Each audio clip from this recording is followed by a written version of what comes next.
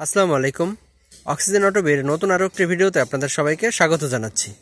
তো আজকের নতুন ভিডিওতে আপনাদের সাথে আমি আলোচনা করব কিভাবে আপনারা ড্রামের মুখের যে কাটা অংশ থাকে সেই কাটা অংশ দিয়ে আপনারা কিভাবে খুব সহজেই শাকসবজি লাগানোর জন্য টব প্রস্তুত করতে পারেন।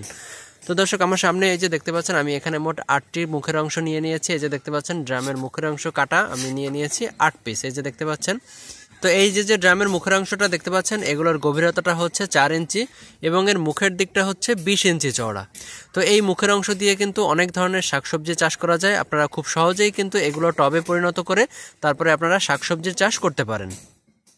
তো এইগুলো আমি আমার বাসার কাছ থেকে, অর্থাৎ লোকাল যেখানে ড্রাম বিক্রি করে থাকে সেখান থেকে আমি কিনে নিয়েছি। আপনারাও কিন্তু আপনাদের আশপাশে যে কোনো জায়গা থেকে যেখানে ড্রাম বিক্রি করে থাকে সেখান থেকে আপনারা সংগ্রহ করতে পারেন। তো দর্শক, এই যে ড্রামের মুখগুলো আপনারা দেখতে পাচ্ছেন, এগুলো কিন্তু খুবই মজবুত এবং খুবই দীর্ঘস্থায়ী। আপনারা 10 থেকে 15 বছর যাবত এটি টব হিসেবে নিশ্চিন্তে ব্যবহার করতে পারবেন এবং বহু বছর যাবত আপনারা এ ধরনের মুখের অংশ দিয়ে কিন্তু আপনারা শাকসবজি চাষ করতে পারবেন। যে সকল গাছের বা শাকসবজির শেকড়টা মাটির খুব একটা গভীরে যায় না, সে ধরনের গাছগুলো বা শাকসবজিগুলো আপনারা খুব সহজেই এ ধরনের মুখের অংশে লাগাতে পারবেন। তো এই সকল ড্রামের মুখের অংশে আপনারা লাল শাক, ডাঁটা শাক, ধনিয়া পাতা, পুঁই শাক, কলমি শাক ছাড়াও আপনারা নানা ধরনের শাক তৈরি করতে পারবেন। এছাড়াও আপনারা মরিচ গাছও তৈরি করতে পারবেন। তো বিভিন্ন ধরনের শাকসবজি চাষাবাদের পাশাপাশি আপনারা এই সকল মুখের অংশে খুব সহজেই আপনারা বিভিন্ন ধরনের চারা তৈরি করতে পারবেন। তো দর্শক, এই ড্রামের মুখগুলো আপনারা টব হিসেবে ব্যবহার করার আগে এই ড্রামের মুখের অংশে কিন্তু কেমিক্যাল থাকে। এই যে দেখতে পাচ্ছেন প্রচুর পরিমাণে কেমিক্যাল রয়েছে, অর্থাৎ এই ধরনের ড্রামগুলোতে সাধারণত বিদেশ থেকে নানা ধরনের কেমিক্যাল আসে। এজন্য কিন্তু এই কেমিক্যালগুলো আপনাদের ভালো করে পরিষ্কার করে নিতে হবে। এই যে দেখতে পাচ্ছেন প্রচুর পরিমাণে কিন্তু কেমিক্যাল রয়েছে, এগুলো কিন্তু খুব সহজেই উঠে যায়। আপনারা একটু ধৈর্য ধরে এগুলো পরিষ্কার করে নেবেন, কারণ এই কেমিক্যালগুলো যদি মাটিতে থেকে যায়, অর্থাৎ এই টবে যদি আপনারা মাটি দেন এবং কেমিক্যালগুলো যদি থেকে যায়, সেক্ষেত্রে সেই মাটিতে এই কেমিক্যালগুলো মিশে কিন্তু গাছের জন্য ক্ষতিকর হয়ে উঠতে পারে। এজন্য আপনারা এই কেমিক্যালগুলো খুব সুন্দরভাবে পরিষ্কার করে নেবেন। এই যে দেখতে পাচ্ছেন প্রত্যেকটি মুখের অংশেই কিন্তু কেমিক্যাল লেগে আছে। এই যে দেখুন প্রত্যেকটি মুখের অংশেই কিন্তু এ ধরনের কেমিক্যাল থাকে। এজন্য আপনারা এই কেমিক্যালগুলো খুব ভালো করে পরিষ্কার করে নেবেন। তো এই যে কেমিক্যালগুলো আপনারা দেখতে পাচ্ছেন, এই কেমিক্যালগুলো ভালো করে পরিষ্কার করে নিলেই কিন্তু এটি টব হিসেবে ব্যবহার করার জন্য একদম উপযোগী হয়ে যাবে।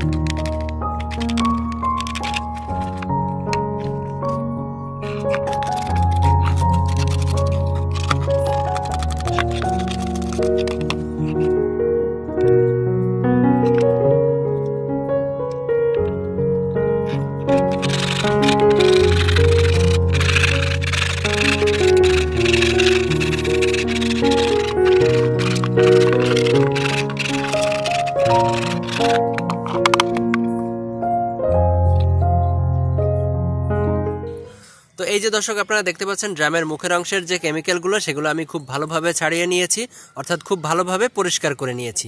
এই যে দেখতে পাচ্ছেন দর্শক, প্রত্যেকটি ড্রামের মুখের অংশই কিন্তু খুব সুন্দরভাবে আমি পরিষ্কার করে নিয়েছি। তো আপনারাও যদি আমার মতো এভাবে ড্রামের মুখের অংশগুলো টব হিসেবে ব্যবহার করতে চান, সেক্ষেত্রে যে কেমিক্যালগুলো লাগানো থাকবে এই মুখের অংশগুলোতে, সেগুলো খুব ভালো করে এরকম করে পরিষ্কার করে নেবেন। তাহলে সেই ড্রামের মুখের অংশে গাছগুলো খুব ভালোভাবে বেড়ে উঠবে, সেক্ষেত্রে গাছের কোনো ধরনের ক্ষতি হবে না। তো ড্রামের মুখের অংশ ভালো করে পরিষ্কার করে নেওয়ার পর এই পর্যায়ে 2 থেকে 3টি ছিদ্র করে নিতে হবে, অর্থাৎ এই ড্রামের মুখের অংশে যেন কখনোই পানি জমে না থাকে, এই জন্য আপনাদের পর্যাপ্ত পরিমাণে ছিদ্র করে নিতে হবে। তো আমার এই ড্রামের যে মুখের অংশটা দেখতে পাচ্ছেন, আমি এখানে মোট 3টি ছিদ্র করব, এখানটাতে একটা, এইখানটাতে একটা এবং এই পাশটাতে আরও একটা ছিদ্র করব।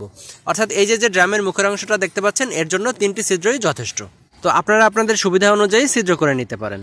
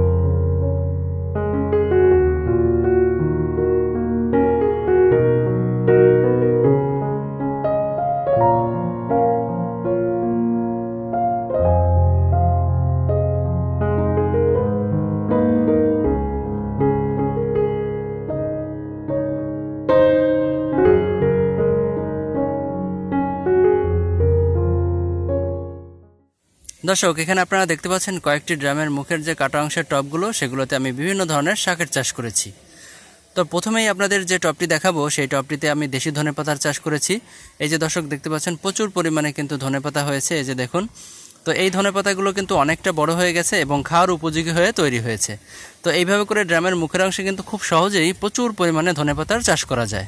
তো চারদিক থেকে আপনাদের ঘুরিয়ে দেখাচ্ছি, এই যে দেখুন টবটি প্রচুর পরিমাণে ধনেপাতা হয়েছে এবং খুবই সতেজভাবে বেড়ে উঠছে এবং এর গ্রোথটাও কিন্তু মাশাআল্লাহ অনেক ভালো। তো দর্শক, এই যে ধনেপাতাগুলো আপনারা দেখতে পাচ্ছেন, এগুলো তৈরি হতে 15 থেকে 20 দিনের মতো সময় লেগেছে। তো আপনারাও যদি এ ধরনের টবে ধনেপাতার চাষ করেন, সেক্ষেত্রে 15 থেকে 20 দিনের মধ্যেই কিন্তু আপনারা প্রচুর পরিমাণে ধনেপাতা পেয়ে যাবেন। আবার এরই একটু পাশের দিকে টবটিতে আপনারা দেখতে পাচ্ছেন, এখানে আমি মূলা শাকের চাষ করেছি এবং মূলা শাকগুলোও কিন্তু আলহামদুলিল্লাহ খুব ভালোভাবে বেড়ে উঠছে এবং খুব সতেজভাবে বেড়ে উঠছে এবং এর গ্রোথটাও কিন্তু মাশাআল্লাহ অনেক ভালো। তো আমার এই টবে যে মূলা শাকগুলো আপনারা দেখতে পাচ্ছেন, এগুলো তৈরি হতে 25 দিনের মতো সময় লেগেছে। তো আপনারাও যদি এ ধরনের টবে মূলা শাকের চাষ করেন, সেক্ষেত্রে কিন্তু 25 থেকে 30 দিনের মধ্যে আপনারা প্রচুর পরিমাণে মূলা শাকের ফলন পেয়ে যাবেন। আবার এরই একটু পাশের দিকে আপনারা যে টবটিতে শাকগুলো দেখতে পাচ্ছেন, এই শাকটি হচ্ছে সরিষা শাক। তো সরিষা শাকগুলোও কিন্তু একদম বড় হয়ে গেছে এবং খাওয়ার উপযোগী শাকে পরিণত হয়ে গেছে। তো এভাবে করে সরিষা শাকগুলো তৈরি হতে আমার 25 দিনের মতো সময় লেগেছে। আপনারাও যদি এভাবে ড্রামের মুখের অংশের টবে শাকের চাষ করেন, অর্থাৎ সরিষা শাকের চাষ করেন, সেক্ষেত্রে সেগুলো বড় হতে অর্থাৎ পরিণত হতে 25 দিনের মতো সময় লাগবে। তো দর্শক, এই যে টবটি আপনাদের ঘুরিয়ে দেখাচ্ছি, সরিষা শাকের গ্রোথটাও কিন্তু মাশাআল্লাহ অনেক ভালো আসছে এবং সরিষা শাকগুলো কিন্তু খুব সুন্দরভাবে বেড়ে উঠছে। আবার এরই পাশের দিকের টবটিতে আপনারা দেখতে পাচ্ছেন, এখানে আমি পালং শাকের চাষ করেছি। তো পালং শাকগুলো কিন্তু আমি খুব দেরিতে চাষ করেছি। তো এই পালং শাকগুলো বড় হতে এবং পরিণত হতে 20 থেকে 25 দিনের মতো সময় লাগবে, অর্থাৎ 20 থেকে 25 দিনের মধ্যে প্রচুর পরিমাণে পালং শাক আপনারা খেতে পারবেন।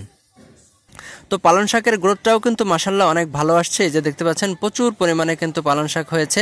এই পালং শাকগুলো কিন্তু খুব দ্রুতই বড় হয়ে যাবে এবং দ্রুতই কিন্তু খাওয়ার উপযোগী শাকে পরিণত হবে। আবার এরই একটু পাশের দিকের টবটিতেও আপনারা দেখতে পাচ্ছেন, এখানেও আমি পালং শাকের চাষ করেছি। তো এই পালং শাকের বয়সও কিন্তু ওই পালং শাকের মতো একই, অর্থাৎ একই সাথে আমি দুইটি টবেই বীজ বপন করেছিলাম। এই যে দেখতে পাচ্ছেন প্রচুর পরিমাণে কিন্তু পালং শাক হয়েছে। এই পালং শাকগুলো কিন্তু খুব দ্রুতই বড় হয়ে যাবে এবং দ্রুতই কিন্তু খাওয়ার উপযোগী শাকে পরিণত হবে। আর এরই একটু পাশের দিকের টবটিতে আপনারা দেখতে পাচ্ছেন, এখানে আমি লাল শাকের চাষ করেছি, অর্থাৎ এখানে আমি লাল শাকের বীজগুলো 5 থেকে 7 দিন আগে বপন করেছিলাম। তো এই যে লাল শাকগুলো দেখতে পাচ্ছেন, এগুলোও কিন্তু বড় হতে 20 থেকে 25 দিনের মতো সময় লাগবে এবং 20 থেকে 25 দিনের মধ্যেই আপনারা খাওয়ার উপযোগী লাল শাক পেয়ে যাবেন। দর্শক, এখানে দেখতে পাচ্ছেন আমি ড্রামের মুখের 3টি কাটা অংশে এখানে আমি লাল শাকের চাষ করেছি, এখানে পুঁই শাকের চাষ করেছি, আবার এখানে দেখতে পাচ্ছেন কচু শাকের চাষ করেছি। তো এই ড্রামের মুখের 3টি কাটা অংশই আপনাদের ঘুরিয়ে দেখাচ্ছি যে কেমন ফলন আসলো। তো দর্শক, এখানে প্রথম যে ড্রামের মুখের কাটা অংশ দেখতে পাচ্ছেন, এখানে আমি লাল শাকের চাষ করেছি এবং লাল শাকের গ্রোথটা কিন্তু মাশাআল্লাহ অনেক ভালো আসছে এবং খাওয়ার উপযোগী শাকে পরিণত হয়ে গেছে। তো এই যে দর্শক দেখতে পাচ্ছেন, শাকগুলো কিন্তু অনেকটা বড় হয়ে গেছে। এই যে দেখতে পাচ্ছেন আমি ড্রামের মুখের কাটা অংশটি আপনাদের দেখাচ্ছি, এই যে দেখুন।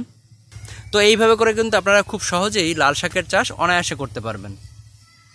তো দর্শক, এই যে দেখতে পাচ্ছেন লাল শাকগুলোর গ্রোথটা কিন্তু মাশাআল্লাহ অনেক ভালো আসছে এবং এর পাতাগুলো দেখুন অনেকটা বড় বড় আকারের হয়েছে, দেখুন।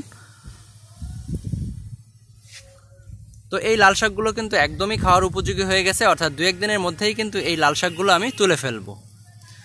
আবার এর পাশের দিকের যে টবটি, সেটিও আপনাদের দেখাচ্ছি। এই যে দেখতে পাচ্ছেন, এখানে আমি পুঁই শাকের চাষ করেছি এবং পুঁই শাকের গ্রোথটাও কিন্তু মাশাআল্লাহ অনেক ভালো আসছে এবং খুব সুন্দরভাবে পুঁই শাকগুলো তৈরি হয়েছে। তো এই পুঁই শাকগুলোও কিন্তু খাওয়ার উপযোগী হয়ে গেছে, অর্থাৎ এখান থেকে যদি পুঁই শাক কেটে আপনারা খান, আবার এখান থেকে কিন্তু নতুন করে কুশি গজাবে এবং আবার নতুন করে পুঁই শাক তৈরি হয়ে যাবে। তো দর্শক, টবটি আপনাদের ঘুরিয়ে দেখাচ্ছি, এই যে দেখুন প্রচুর পরিমাণে পুঁই শাক হয়েছে, এই যে দেখতে পাচ্ছেন। আবার এইখানটাতে আপনারা দেখতে পাচ্ছেন একটি ডাঁটা শাক হয়েছে, অর্থাৎ এখানে কিন্তু একটি বীজ পড়েছিল, এখানে দেখতে পাচ্ছেন বড় মাপের একটি ডাঁটা শাকও তৈরি হয়ে গেছে। তো নিচের দিকটা আপনাদের দেখাচ্ছি, এই যে দেখতে পাচ্ছেন, এই যে নিচের দিকটা দেখাচ্ছি আপনাদের, গোড়ার দিকটা প্রচুর পরিমাণে কিন্তু পুঁই শাক তৈরি হয়েছে। আবার এই পাশটা আপনাদের দেখাচ্ছি, এই যে দেখতে পাচ্ছেন, এখানে কিন্তু আমি কচু শাকের চাষ করেছি, এই যে দেখতে পাচ্ছেন প্রচুর পরিমাণে কিন্তু কচু শাকও তৈরি হয়েছে। এই যে দেখুন উপরের দিকটা আপনাদের দেখাচ্ছি। বিসমিল্লাহির রহমানির রহিম।